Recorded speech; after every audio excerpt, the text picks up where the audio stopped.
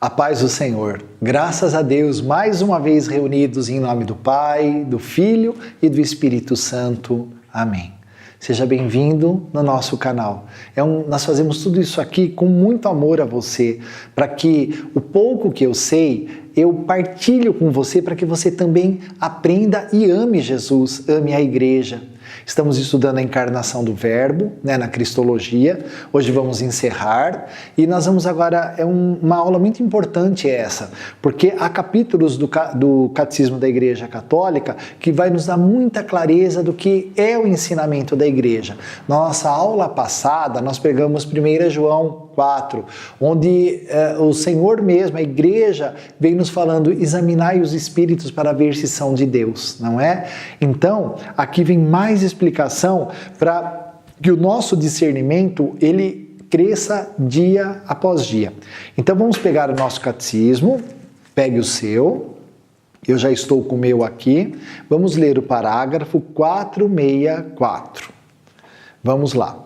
Então já o título diz assim: verdadeiro Deus e verdadeiro homem. Então assim o magistério da igreja nos ensina. O acontecimento único e totalmente singular da encarnação do Filho de Deus. Então olha, vamos parar aí para a gente entender. O que é? É um acontecimento único e singular, totalmente singular. Quer dizer, não é uma coisa plural que vai uma, duas, não. É uma vez só, nunca mais vai acontecer. Jesus já veio do alto e se encarnou. Isso não acontecerá de novo. No último encontro nós falamos sobre o anticristo, o anticristo e os anticristos. Quando vier o anticristo, o grande anticristo, nossa, é terrível o que irá acontecer, Nós vamos ver isso depois no catecismo. Ele dirá que ele é a encarnação do Verbo, que Jesus não é a encarnação do Verbo.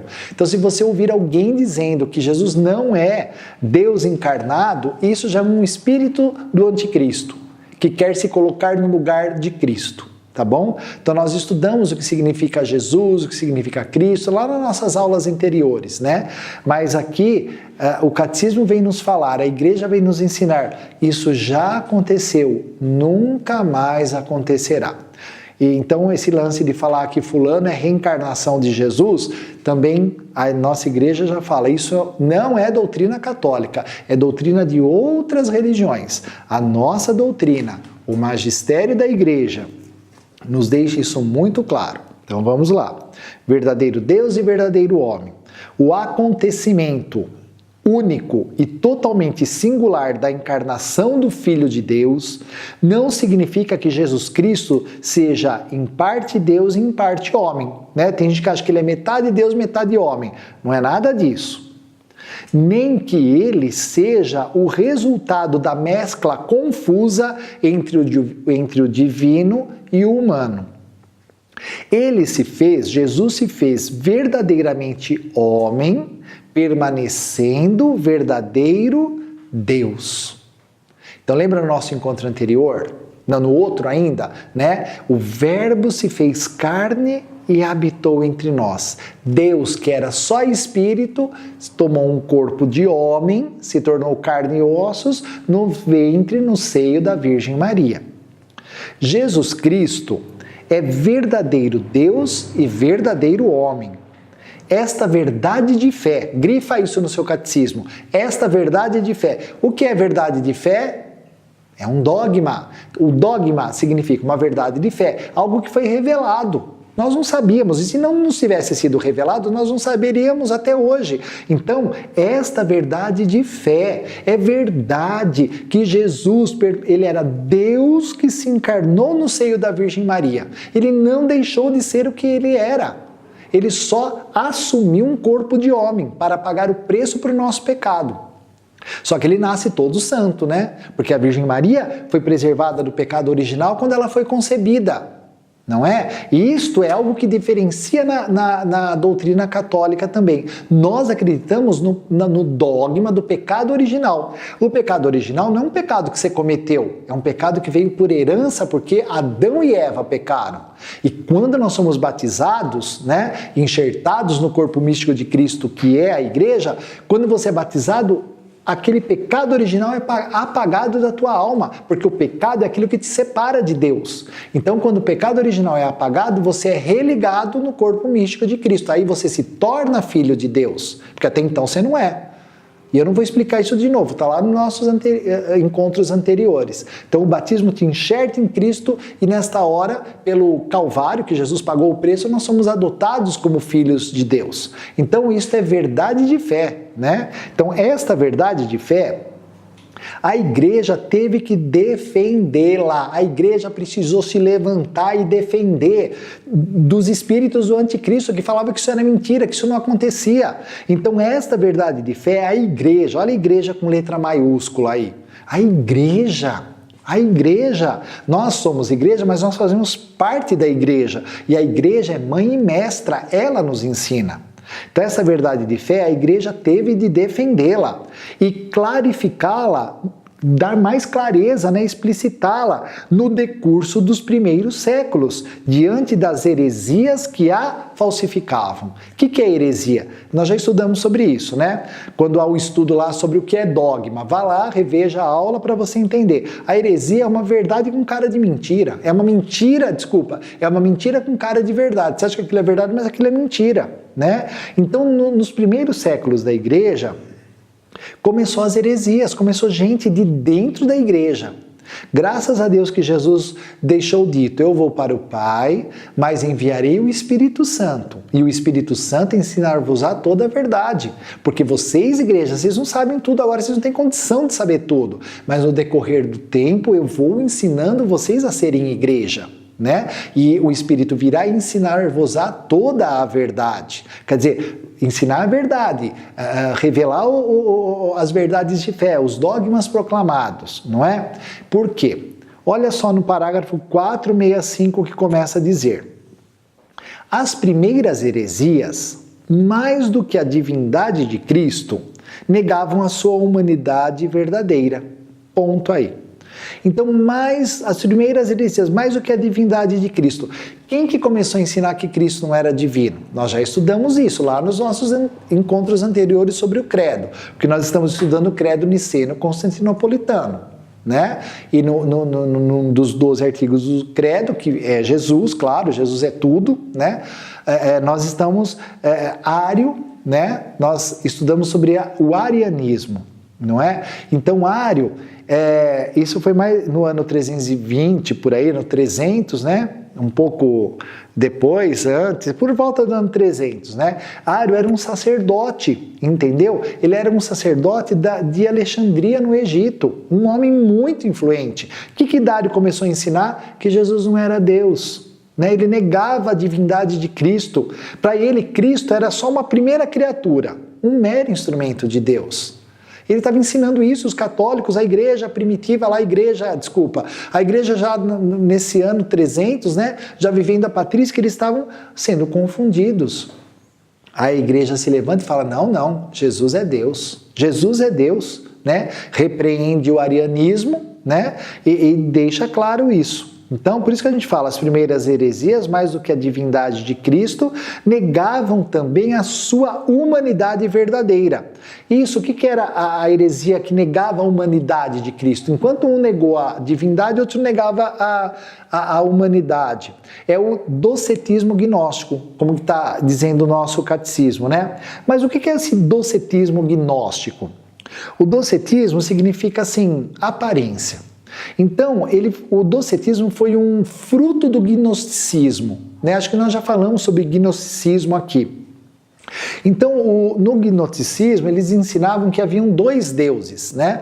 Um Deus criador do mundo espiritual, que era bom, havia um Deus criador do mundo material, que era um Deus mau, não é? Que era Lúcifer, esse criador, né? do Deus mau. Então, o docetismo ensinava, por conta de tudo isso, que tudo virava aparência, porque se Jesus era Deus, ele não podia estar no mundo material. Se ele era um Deus de luz, olha que confusão. Então, se ele era um Deus de luz, o Deus criador do mundo bom, como é que ele podia estar encarnado? Então, eles já estavam negando a encarnação, o docetismo, né? Então, se tudo virava aparência, Que na verdade eles falam, então Jesus, que é um Deus bom, ele é só uma aparência, como se fosse um fantasma.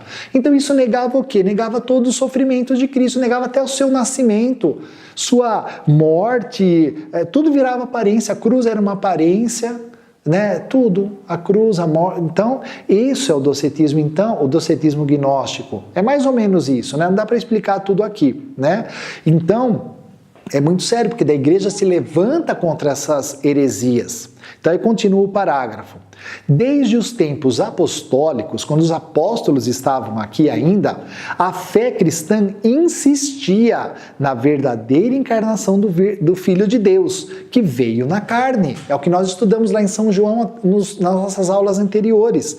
Ele encarnou, ele habitou entre nós. Tudo que São João ouviu de Jesus, aprendeu com Jesus, nos deixou escritos na palavra, né, na Bíblia, e que a gente foi aprendendo, né? Então, desde a época apostólica, porque lá já tinha gente falando também besteira, né? Mas, desde o século III, a igreja teve que afirmar contra Paulo de Samósata em um concílio reunido em Antioquia, que Jesus Cristo é Filho de Deus por natureza e não por adoção. Ele é naturalmente Deus. Ele é Filho de Deus. Lembra quando nós estudamos aqui na Escola da Fé sobre o dogma da Santíssima Trindade? Vai lá na nossa aula e reveja. Refresca a tua memória. E o Pai, o Filho e o Espírito Santo, eles são Deus. Mesma natureza, mesma substância, mesma essência. Tudo, está tudo lá explicado, né? Então, por isso que a igreja, né, sempre ensinou que Jesus Cristo é Filho de Deus por natureza e não por adoção. Adotados fomos nós, né? Nós fomos adotados como filhos. Aí vem continuando. O primeiro concílio ecumênico de Nicéia, que é exatamente isso que nós estamos estudando. Então, o primeiro concílio ecumênico de Nicéia, em 325, né? E Nicéia é perto de Constantinopla, por isso que ele começa em 325, o credo niceno-constantinopolitano, ele começa em Nicéia no ano 325 e no ano 380 ele é finalizado em Constantinopla, né? Por isso que é credo niceno-constantinopolitano. Então, o primeiro concílio ecumênico do mundo inteiro, né? Ecumênico de Nicéia em 325, confessou no seu credo que o Filho de Deus é gerado, não criado. É isso que nós estamos estudando. Ele é gerado, não criado. Consubstancial, mesma substância. Homoósios, quer dizer, a mesma substância ao Pai. Né? Então, consubstancial, a mesma substância ao Pai. E condenou o Ário, né, esse sacerdote, que afirmava que o Filho de Deus veio do nada. Olha, você acha? Não, ele não veio do nada, ele já era Deus no céu, nós estudamos isso até agora. E que ele seria de uma substância diferente da do Pai. Olha o que Ário ensinava. Hoje, infelizmente, há muitas heresias por aí, rodando pelo mundo, e pessoas equivocadas dentro da Igreja Católica ensinando alguns absurdos. Então, você precisa, meu irmão, minha irmã, conhecer a doutrina para que nada te engane. Então, é por isso que eu preciso conhecer a doutrina e você precisa conhecer a doutrina, para ninguém nos enganar. Não é? Eu não posso agora, meu bel prazer, mudar a doutrina católica, nem você. Nós somos guardiões da doutrina, junto com o magistério da igreja, né? E não os falsificadores. Ah, eu vou fazer isso na missa porque eu acho bonitinho. Ah, eu vou fazer isso com o catecismo. Não, não é assim. A doutrina não é minha, não é tua, a doutrina é da igreja. A doutrina é revelada. A doutrina é de Jesus. Não se esqueça, Jesus é o dono da igreja. E um dia compareceremos diante de Jesus. Eu e você, não é? Tem gente que acha que nós estamos aqui na Escola da Fé para aparecer. Nada a ver. Eu não estou falando do meu nome, eu não vou ser candidato a nada. Eu estou aqui por amor à igreja e a você, para que aprendamos sobre a igreja, sobre Jesus e amemos a igreja. Daqui a pouquinho as aulas acabam, não é? E eu desapareço, mas a doutrina fica, a igreja fica. Amém? Glória a Deus. Vamos continuar aqui. 466. A heresia nestoriana, então olha, outra heresia, né? Por que heresia nestoriana? Porque ela é veio do bispo de Constantinopla, um patriarca chamado Nestório. Então o que essa outra heresia falava? Via em Cristo uma pessoa humana unida à pessoa divina do Filho de Deus. Então ele acha que o negócio se uniu. Não teve união, né? Por quê? Porque o verbo se fez carne, como nós estamos vendo. Então a heresia nestoriana, e perceba que tudo de dentro da igreja, né? Não foi umas coisas que veio de fora, tudo de dentro, é a igreja defendendo a doutrina. A igreja nestoriana via em Cristo uma pessoa humana unida à pessoa divina do Filho de Deus. Diante dela, São Cirilo de Alexandria, olha a sagrada tradição já aí também, né?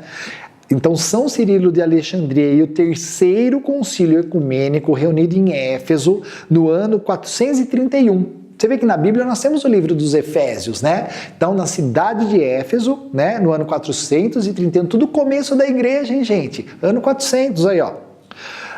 Confessaram que, olha o que o concílio confessou, que a igreja recebeu das luzes de revelação. O Verbo, quer dizer, Jesus, unindo a si, na sua pessoa, uma carne animada por uma alma racional, se tornou homem. Então, o Verbo unindo a si, uma pessoa de carne, ele tomou a carne ali junto, ele era espírito, foi se tornando carne no seio da Virgem Maria. Então, a humanidade de Cristo não tem outro sujeito, quer dizer, outra personalidade, outra pessoa, né?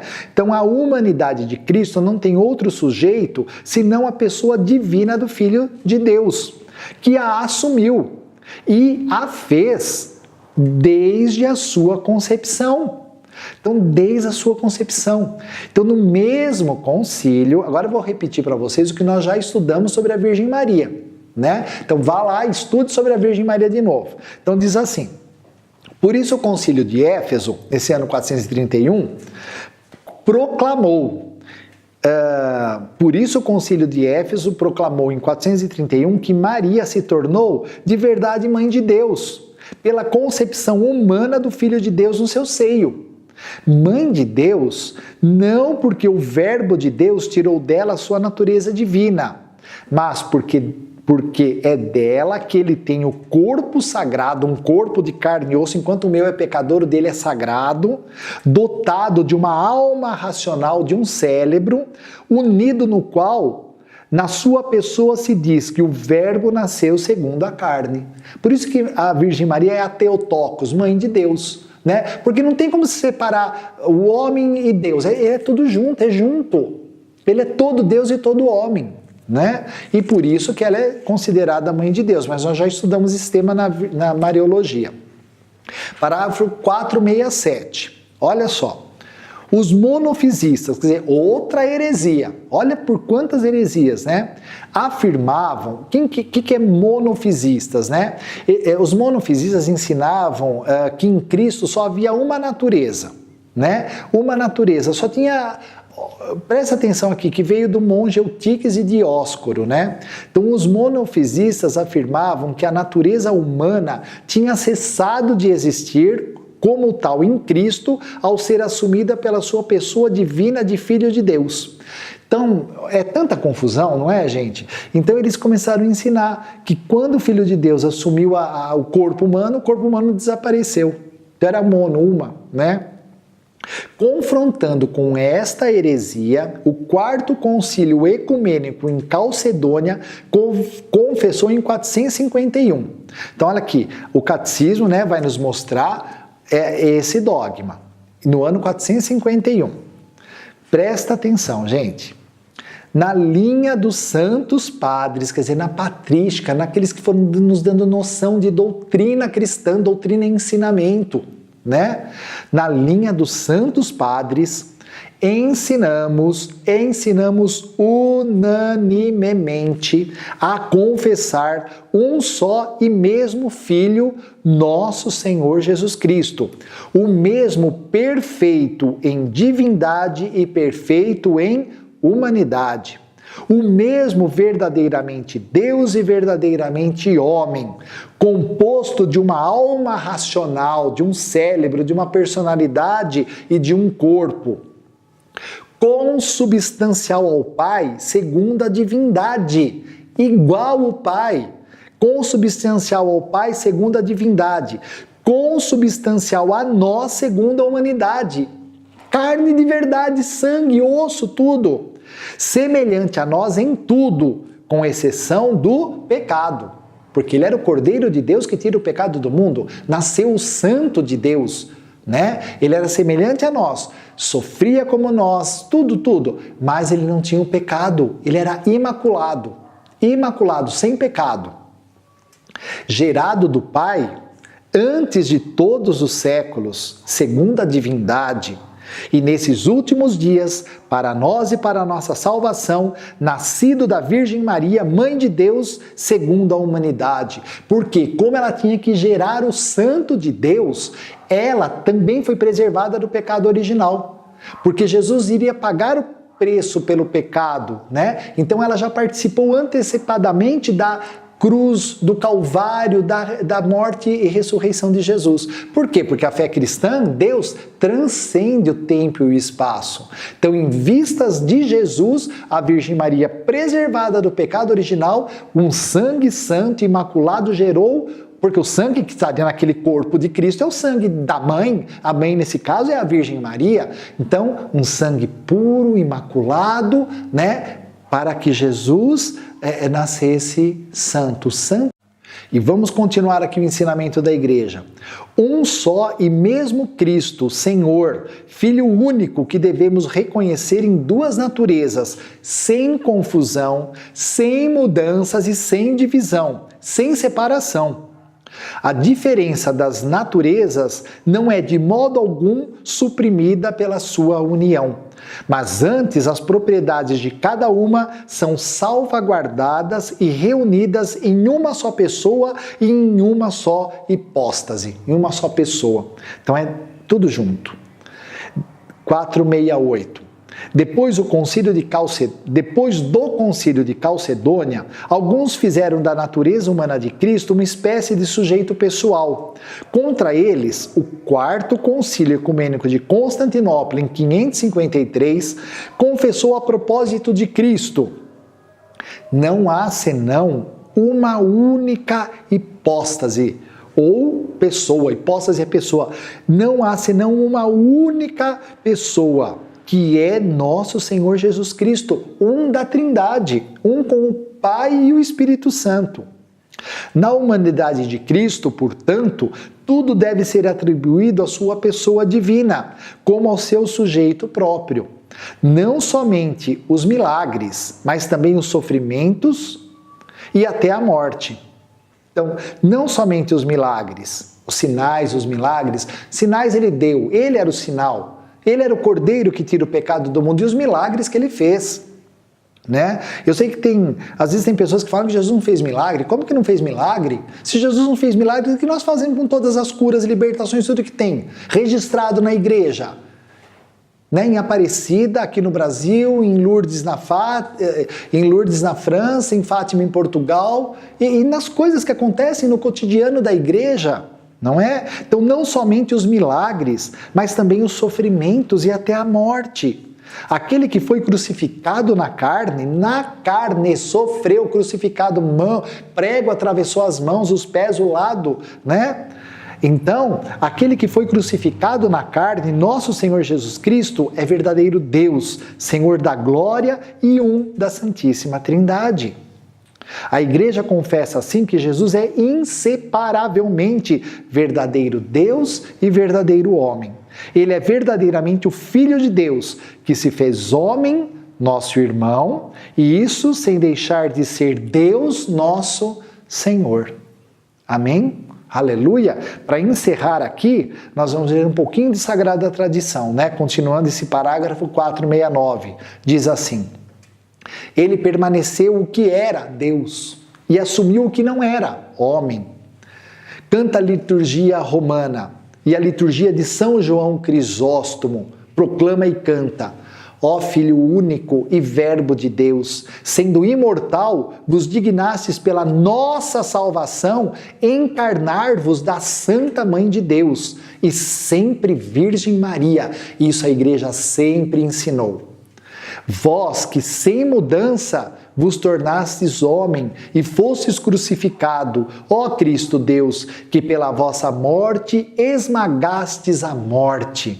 Sois um da Santíssima Trindade, glorificado com o Pai e o Espírito Santo, salvai-nos. Amém. Glória a Deus no mais alto dos céus. Muito obrigado por estar conosco até agora, ser depositário, guardião de toda essa verdade de fé. Muito obrigado. Fiquemos com Deus. Até o nosso próximo encontro. Em nome do Pai, do Filho, do Espírito Santo. Amém.